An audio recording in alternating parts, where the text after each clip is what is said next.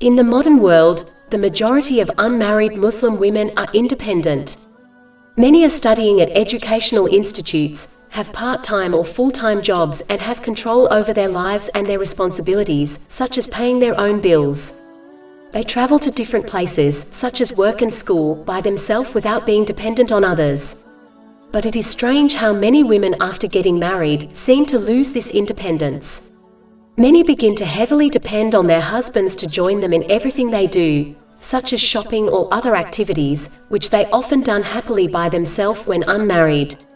Even though a married couple should spend quality time together, as this is a part of having a successful marriage, yet there is a difference between this and completely becoming dependent on one's husband, to the point they no longer can do the simple things they would do by themselves when unmarried.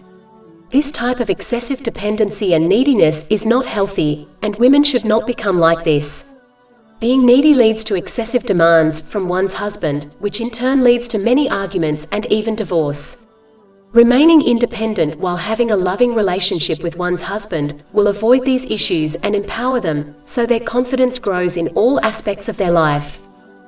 Therefore, women should remember that the same way they lived independently while unmarried for decades, they can and should continue to do so while being married.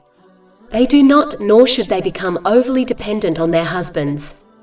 A husband will always respect an independent wife more than an excessively needy wife.